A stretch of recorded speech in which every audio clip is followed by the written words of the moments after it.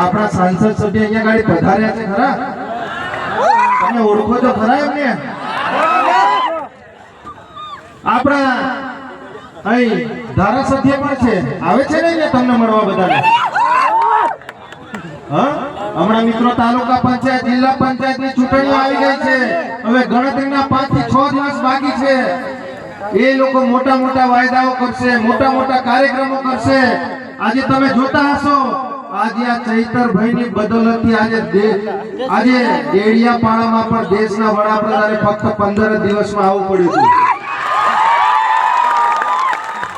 અને આજે આ ડેપ્યુટી સીએમ છે, જે નાયબ મુખ્યમંત્રી કહેવાય, એને તો જાણે નર્મદા જિલ્લામાં એવી લાગણી લાગી ગઈ છે ભાઈને કે અઠવાડિયું કે 10 દિવસ થાય એટલે ઊભી બેહીને અહીંયા ગાડી એ નાયબ મુખ્યમંત્રી હોય, મંત્રી હોય.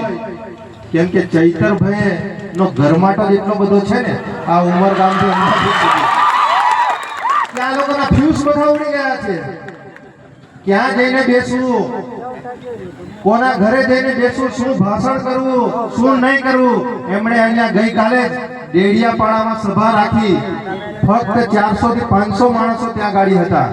બધામાં એમણે સભા રાખી. રાજપીપળામાં ત્યાં ગાડી પણ 300 થી 400 માણસો હતા. એમણે ગરડેશ્વર તાલુકામાં પણ ગઈકાલે સભા રાખી. ત્યાં કોણ આવ્યા હતા? પ્રદેશ અધ્યક્ષ આવ્યા હતા. આવ્યા હતા ને? આ કોનો પાવર છે ભાઈ? આ ચૈતરભાઈ વસાવાનો પાવર. આજે એ લોકોને ઢોલ નગારા વગાડતા કરી દીધા, ઘરે ઘરે જઈને પગે લાગતા કરી દીધા. એટલે આજે ચૈતરભાઈ આપણા બધાને જગાડ્યા છે. હવે સમય આવી ગયો છે આપણે આ તાલુકા પંચાયત અને આ જિલ્લા પંચાયતમાં એમને જવાબ આપવાનો. જો આ તાલુકા પંચાયત અને જિલ્લા પંચાયતમાં જો તમે ભૂલ કરી